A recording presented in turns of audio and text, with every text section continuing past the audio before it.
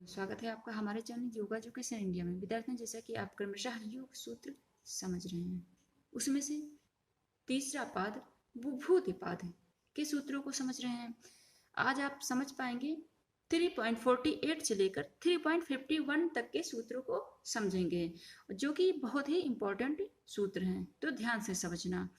चलिए, सबसे पहले 3.48 नंबर के सूत्र को समझेंगे और इस सूत्र में आप वैदिक मानस से विश्व मानस तक का ज्ञान समझ पाएंगे। चलिए, ततो मनोजवित्तम विकरण भाव प्रधान जयश्च।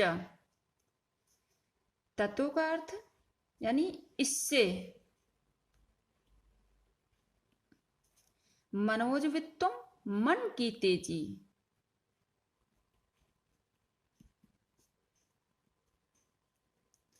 विकर्ण भाव परिवर्तन का भाव,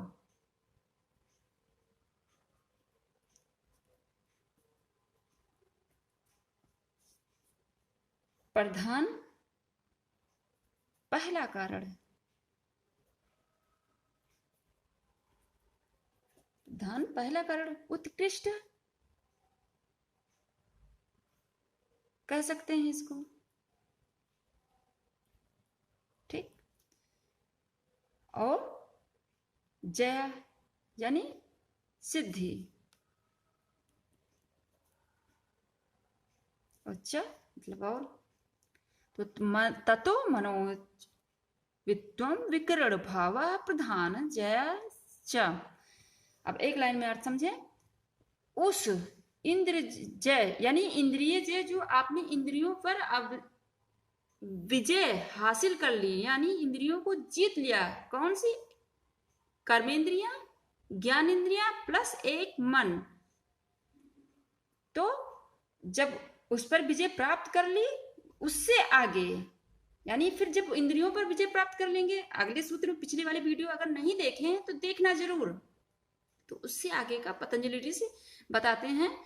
समझिए, मन के सदृश गति, शरीर के बिना भी विषयों का अनुभव करने की शक्ति और प्रकृति पर अधिकार, ये तीनों सिद्धियां प्राप्त होती हैं जब आप इंद्रियों पर जय प्राप्त कर लेते हैं। तब ध्यान देना, मन के सदृश गति, शरीर के बिना भी विषयों का अनुभव करने की शक्ति और प्रकृति पर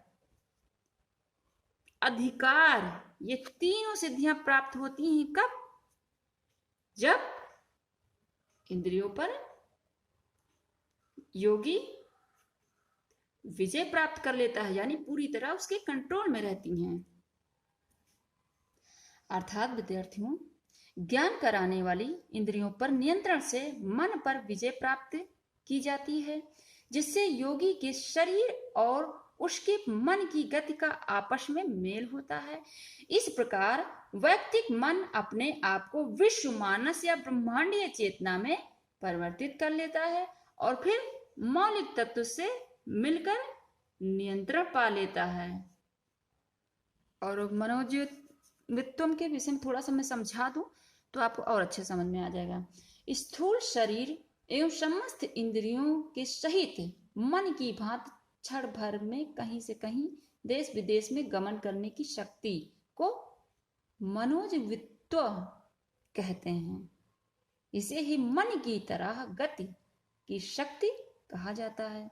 यह ग्रहण अवस्था में धारणार्थ के संयम से होती है। और विकरण भाव, विद्यार्थियों, स्थूल शरीर के अभाव में देश विदेश में स्थित वस्तुओं को प्रत्यक्ष कर लेने की शक्ति को विकरण भाव कहते हैं। इस शक्ति के द्वारा दूरस्थ वस्तुओं का ज्ञान हो जाता है। और फिर प्रधान जय, कार्य एवं कारण रूप में स्थित प्रकृति के सभी भेदों पर पूर्ण अधिकार हो जाना ही प्रधान जय कहलाता है। तो आपने बहुत अच्छे से समझ लिया होगा। अब चलिए अगले सूत्र की तरफ बढ़ते हैं।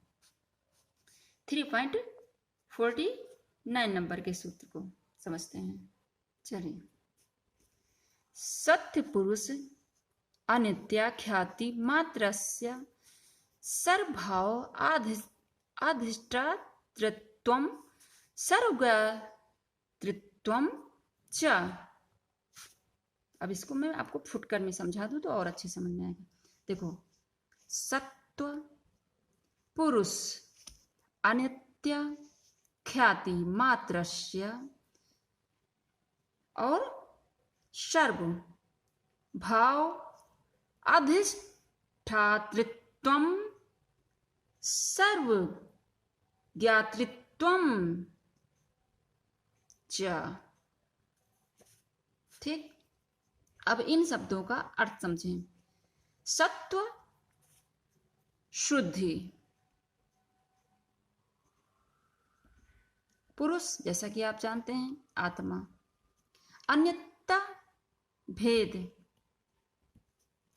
ख्याति ज्ञान को समझना,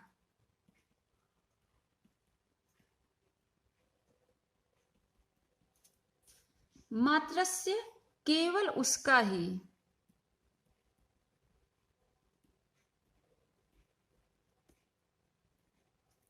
सर्व सभी, भाव प्रकटीकरण,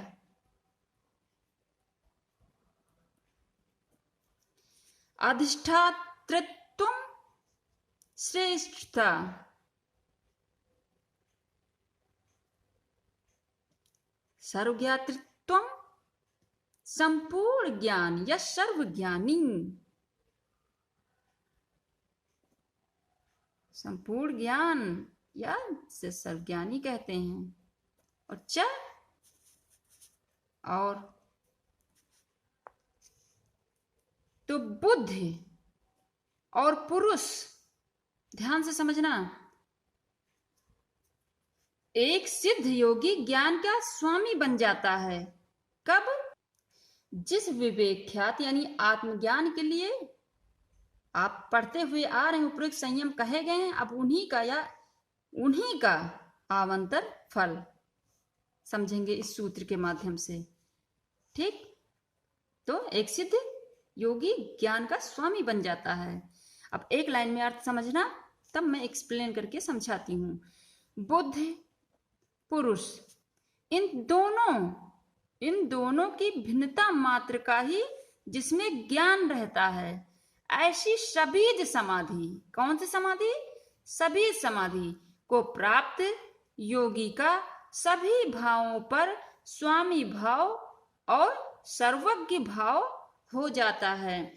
अर्थात विद्यार्थियों, सिद्ध योगी सिर्फ प्रकृति की परिष्कृत बुद्धि और आत्मा की सदा तेजमयी रहने वाली बुद्धि के बीच भेद को समझता है।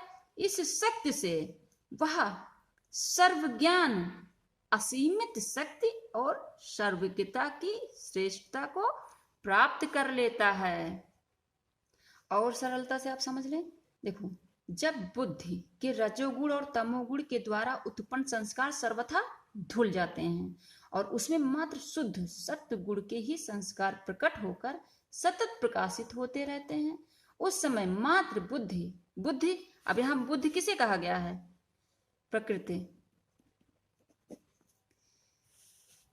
उस समय मात्र बुद्धि यानी प्रकृति और पुरुष की भिन्नता का अनुभव करने वाली वृत्ति, कौन?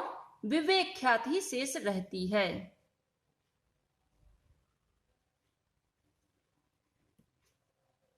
कौन? विवेक ख्यात ही शेष रहती है। इसे ही आत्मज्ञान भी कहते हैं। और इस विवेक ख्यात के प्राप्त हो जाने पर योगी साधक आत्म साक्षात्कार कर वैराग्य की स्थिति प्राप्त कर लेता है। तो आपने अच्छे से समझ लिया। चलिए अब आगे समझते हैं अगले सूत्र को, 3.50 नंबर के सूत्र को। और इसमें आप कैवल का मार्ग समझेंगे। कैवल का मार्ग। ठीक, चलो पहले सूत्र को समझ देखते हैं। तद वैराग्यात अपि दोष बीज क्षय कैवल्यम। तो इनका अर्थ तद वैराग्य यानी उनसे अनासक्ति,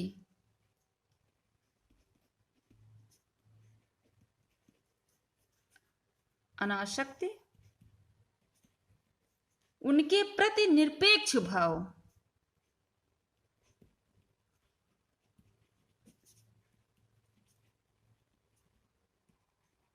ध्यान से इन शब्दों के अर्थ को समझना।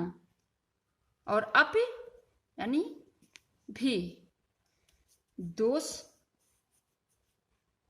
का अर्थ कमी, क्षय और बीज और क्षय नष्ट, कैवल्यम यानी नितांत एकाकीपन, शाश्वत मुक्ति, नितांत एकाकीपन, शाश्वत अर्थात शाश्वत मुक्ति। तो तद वैराग्यात अपि दोष विक्षय कैवल्यम, और बीज का बीज ही होगा। एक लाइन पहले अर्थ समझे, बस अभी आपको समझ में आ जाएगा। उस उपयुक्त सिद्धि जो आपने 3.49 में अभी जस्ट समझा, उपयुक्त सिद्धि में भी वैराग्य होने से दोष के बीज का नाश हो जाने पर कैवल्य की प्राप्ति होती है। उस यानी उपयुक्त सिद्धि में जो अभी जस्ट आपने पढ़ा में भी वैराग्य होने से दोष के बीज का नाश हो जाने पर कैवल्य की प्राप्ति होती है। अर्थात विद्यार्थियों, सर्व ज्ञान, सर्व यहां लिखती हूं मैं, ज्ञान, सर्वशक्ति और सर्वज्ञता,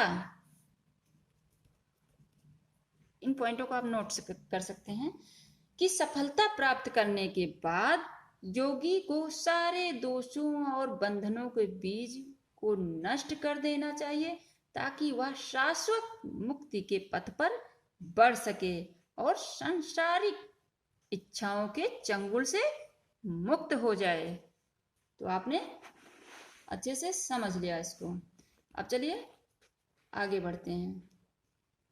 3.51 नंबर के सूत्र को समझते हैं।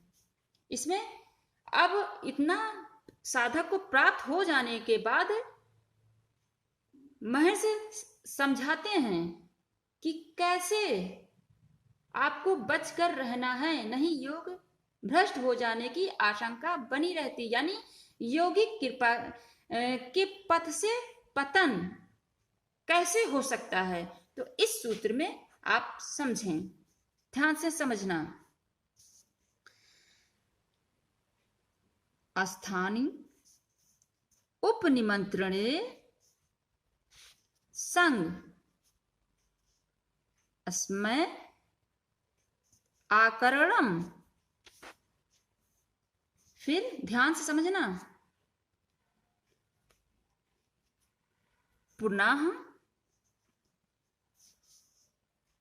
अनिष्ट प्रसंगात, पुनः अनिष्ट प्रसंगात, आपकी तुरंत, मैंने सूत्र पढ़ा होगा तुरंत आपकी समझ में आ गया होगा। अस्थानी उपनिमंत्रणे संग अस्मय करणम पुनः अनिष्ट प्रसंगात। अब इन शब्दों के अर्थ को जान लें। अस्थानी एक स्थान,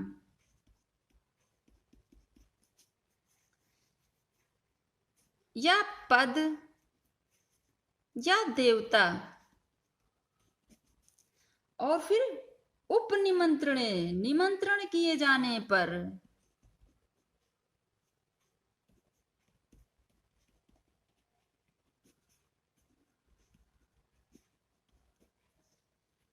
संग यानी साथ आना,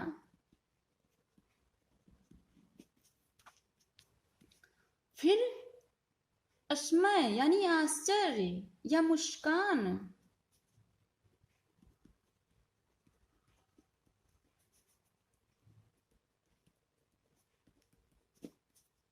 आकरणम निष्क्रियता।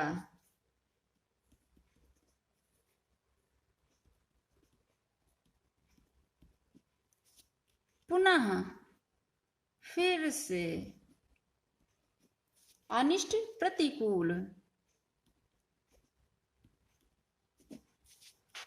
प्रसंगात संबंध।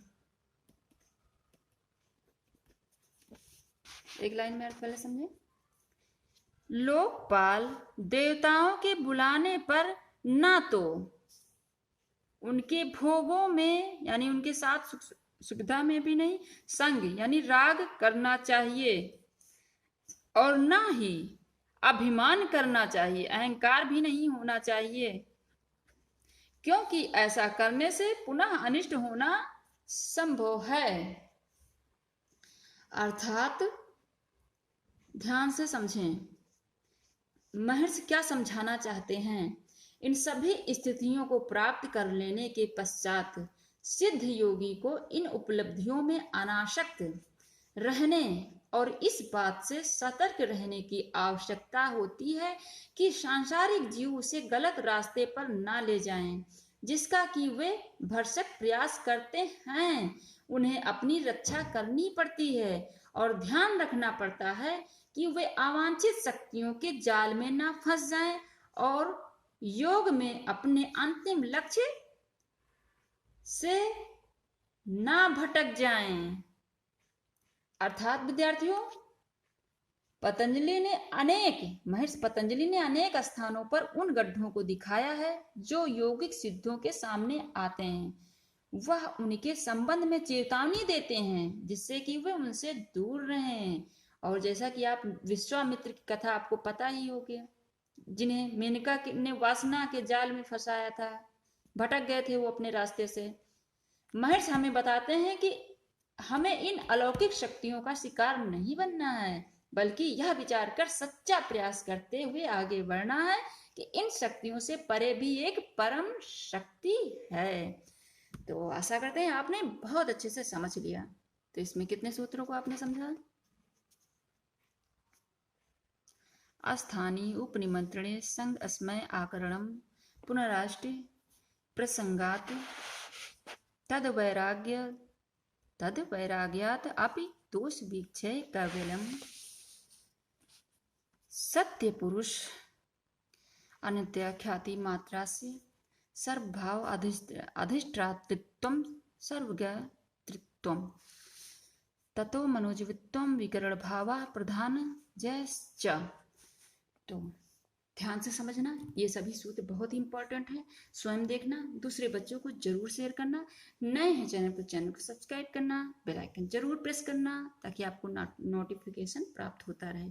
धन्यवाद विद्यार्थियों।